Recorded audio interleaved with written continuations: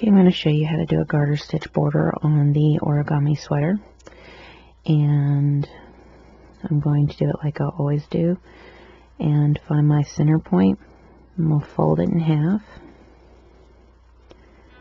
and here is my center point. I'll put the needle through that. You can put a stitch holder or needle or whatever. That's my center point on my back. Alright, now I'm going to do a garter stitch, and with the smaller sizing, which this is, I want to do, I think it's 8 stitches. So we're going to do a chain cast on. I've already got my slip stitch, and we'll wrap it behind the peg and pull that working yarn through the slip stitch. Okay. Now I'm going to pull that loop behind the peg, pull the working yarn through the slip stitch, behind, and pull through, behind,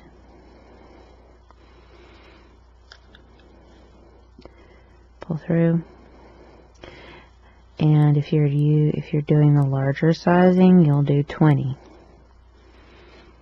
Okay. If you're doing the smaller sizing, it's 8 or 10, depending on how wide you want it. So 7, and then place your loop on that last peg, which is 8. Okay, and then what we're going to do is just going to knit our way over.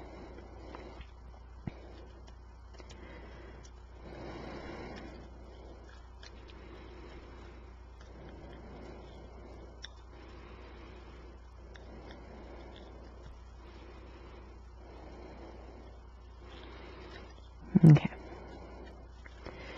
now we've got ourselves set up.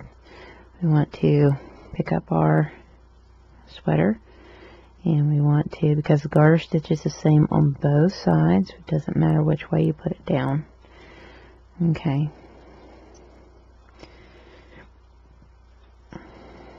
I generally like to do the right side facing down.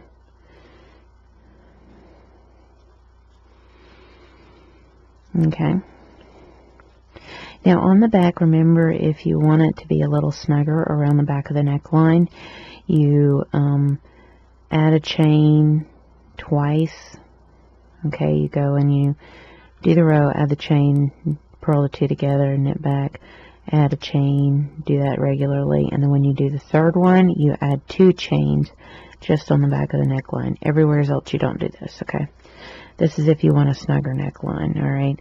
So what we're going to do is we're going to slip that first stitch, and we're going to purl our way over, because we're doing a garter stitch edge. Okay, when you get to the added chain, then you're going to purl the 2 together.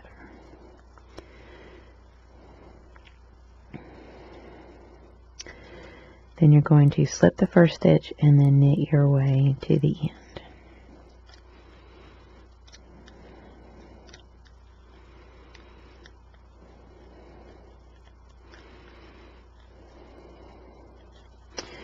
Then you're going to add a chain. And if you don't see the chains real easily, you may want to use some little stitch markers for that. So you slip that first stitch and purl your way over.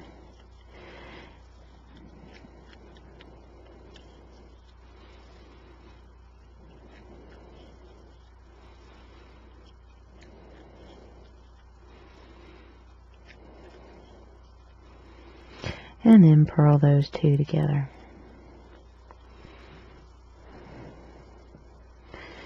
Then you're going to slip the first stitch and knit your way back.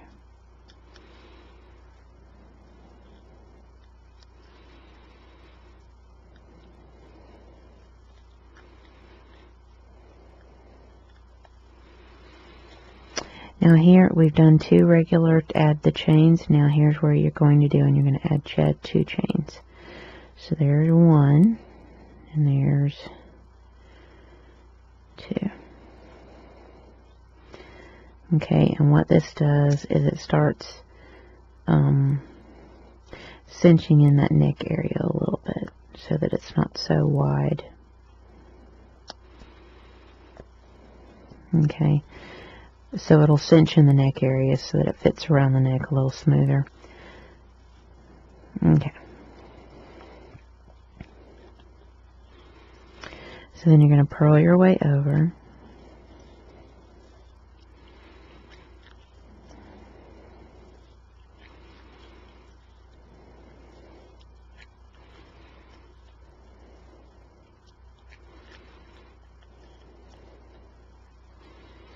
And then you'll unpurl all those chains and stitch together. Okay.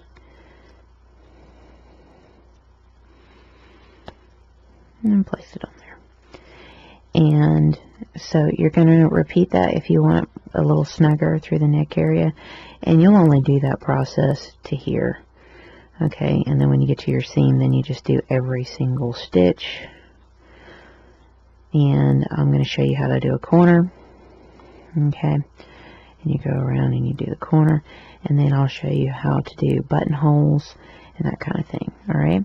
So go ahead and pause the video and get to your corner. And I'll show you how to do a corner. And then when we get to the other side, so when I come back, I'm probably going to be over at this corner. But you do every corner exactly the same. So even if you're here, you know the corner is the same here. You're going to do the corner the same here, here, and over here. Okay, so all corners are exactly the same. So when I come back, I'm probably going to be over here at this corner. Okay, but you'll have done all the corners exactly the same. So even if I'm 3 corners ahead of you, it's okay, because you do all the corners exactly the same. Alright, so go ahead, pause the video, and get to your corner, and I'll show you how to do that, okay? Okay, I'm ready to show you how to do a garter stitch corner using short rows, and then I'll be needing to show you how to do the buttonholes, okay? So what we're going to do is we're going to purl our way over, slipping that first stitch.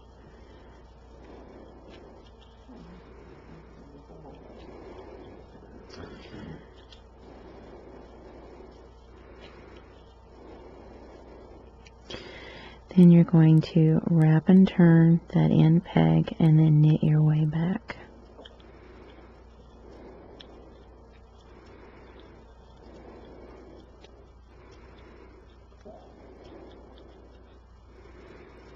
Slip the first stitch, purl your way over to just before the last wrap and turn.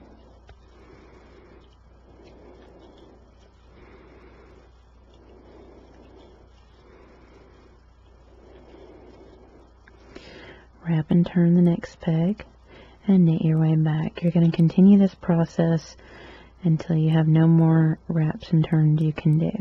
Always slipping the first stitch. Slip the first stitch, purl your way over,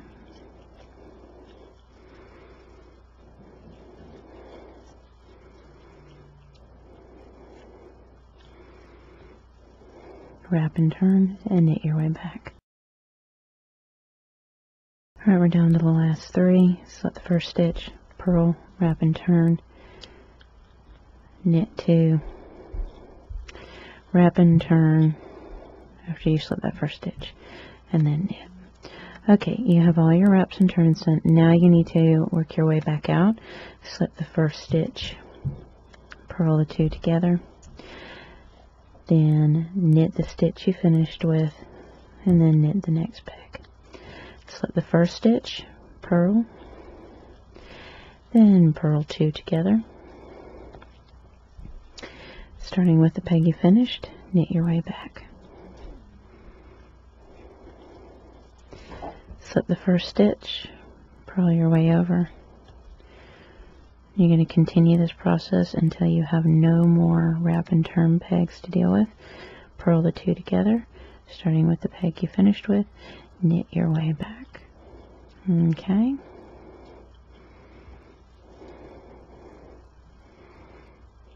Slip the first stitch, purl your way over.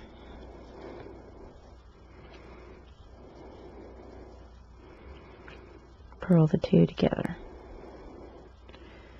Then, starting with the peg you finished with, knit your way back.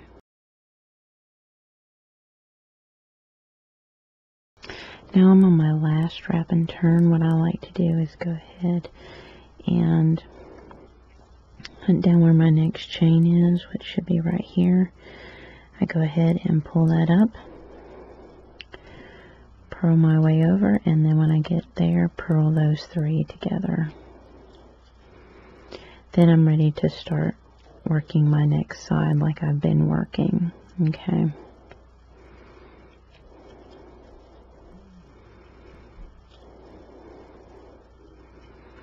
And then purl all three together. Slip that first stitch and then knit your way back. Now, when working with the buttonhole side, which I always do on my last side, where you want to do is you want to divide up where you want buttonholes to go. Now, I'm going to go ahead and show you a buttonhole because I would like one closer to the bottom. Okay, and then maybe one here, and you count how many chains up so that you have it all situated. So let's say I'm going to do a buttonhole here. I'm going to show you that. And then I have 1, 2, 3, 4, 5 chains, and then I want to do another buttonhole. And then I count up 5 more chains. 1, 2, 3, 4, 5, and I want to do another buttonhole.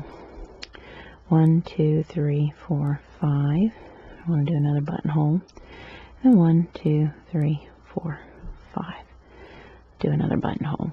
Okay, so I should have 4 buttons that are fairly small that'll be on here. Okay, but it's up to you where you want them separated, how far you want them apart. You could do 6, or you could do a lot more spread out apart. Okay, so what I'm going to do is I'm going to create a buttonhole, I'm going to E-wrap chain for either 15 or 10 depending on the size of the button. So that's 2, 3, 4, 5, 6, 7, 8, 9, 10. I'm only going to do 10. Then I'm going to purl my way over. And before I get to the last peg, I need to add a chain. And if you want, you probably want to go in and mark the chains when you get to them that you know you need to do a buttonhole. Okay. So I'm going to go to my next chain, add it on, and then purl the 2 together. Okay. So at this point you want to calculate and put a stitch marker where when you go to pick it up, like that was the one I went to pick up, I know that that's a buttonhole. Okay, so you want to count however many chains you want your next buttonhole to be, make sure it's even, count the next, and put stitch markers there. And when you know you're fixing to get to that stitch marker and pull it up, you'll know when you start that row you need to do E-wrap chain 10 or 15 E-wrap chains. Okay, so for me, I want this to be my next buttonhole, which should be 5 up. Okay, so and because it's the start of this section here, I know that's where I'm going to be, but there's going to be a stitch marker there. I'll just have what's on hand real quick. A little crazy, I know. Okay, so I'm going to mark that. Alright, And then I'm just going to be working back and forth until I get to there, and then I know I need to go in and do another buttonhole. So I'm going to slip that first stitch and knit my way back.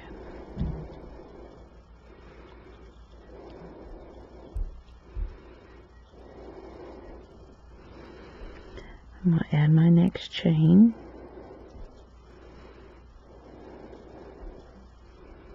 So the first stitch, purl your way over.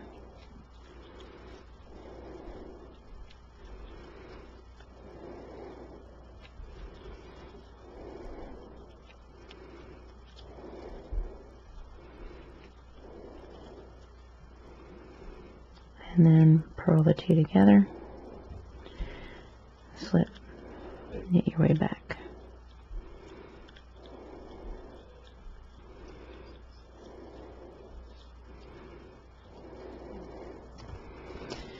Add the next chain.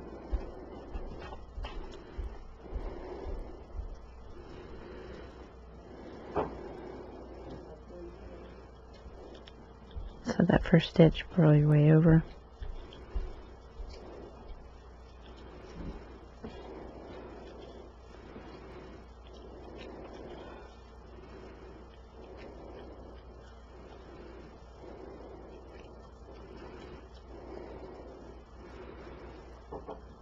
Slip, knit your way back.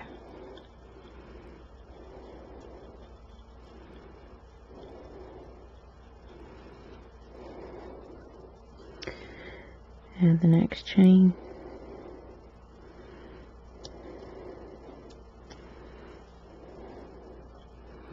So the first stitch, purl your way over.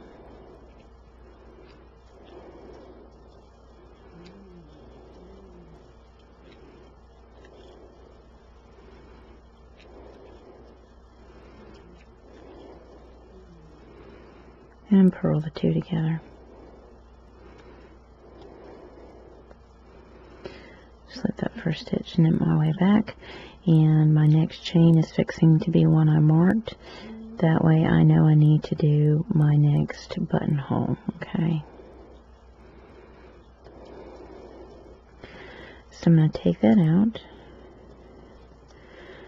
I'm going to add it onto the peg. And then I'm going to E-wrap chain 10. So there's 1, 2, 3, 4, 5, 6, 7, 8, 9, and 10. Okay, then I'm just going to purl my way over.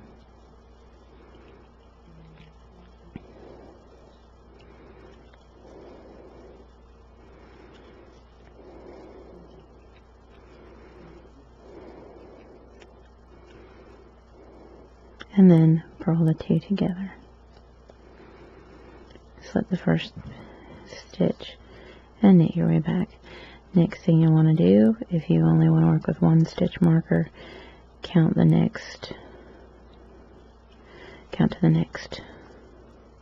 Okay, so there's 1, 2, 3, 4, 5. I'm going to put stitch marker there. Okay, so that I know that's my next chain. That's my next chain. When I go to add it, I have a buttonhole, and you see I have 2 buttonholes here. Now you can choose to spread them out more than what I am or less. It's up to you.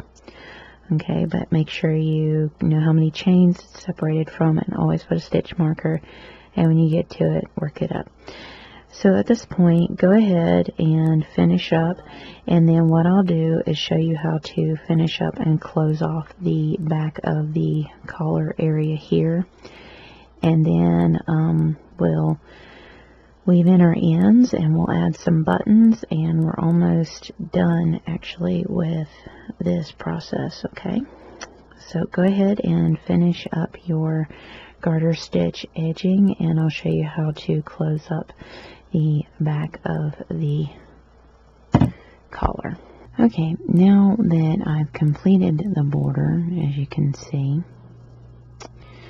and there are my buttonholes in my last corner.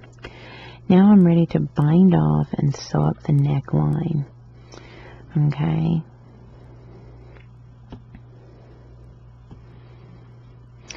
So what you want to do is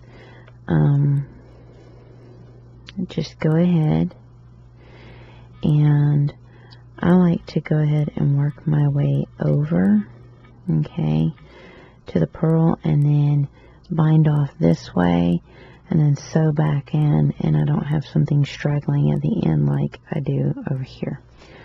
Alright, so I'm going to go ahead and slip that first stitch and purl my way over.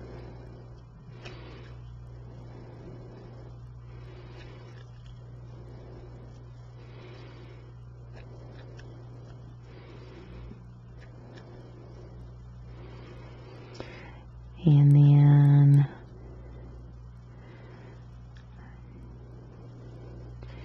knit, move back one, toss the bottom loop over.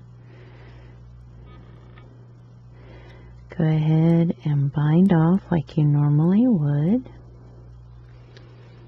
Okay.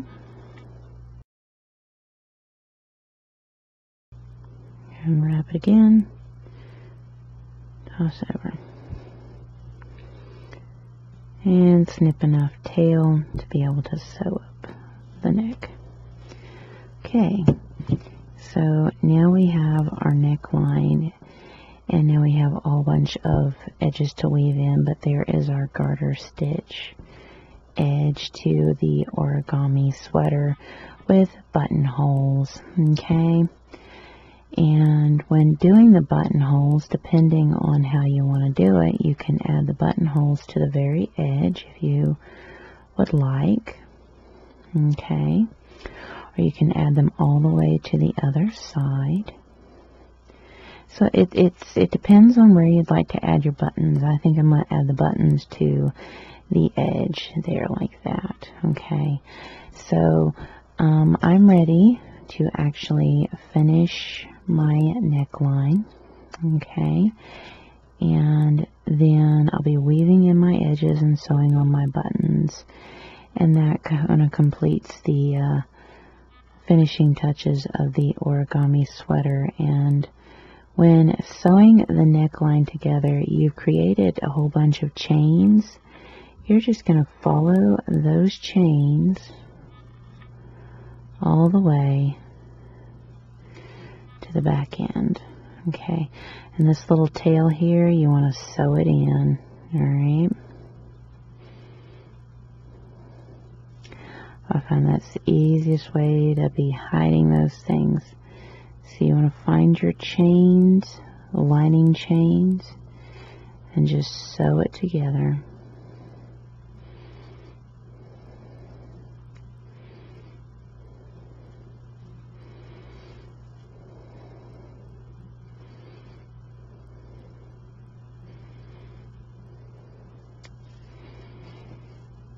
So I like to pull and then pull. There.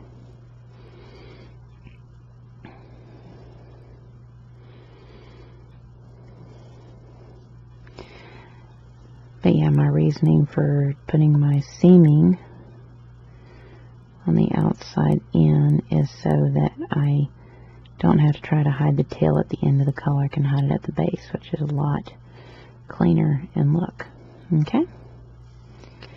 So,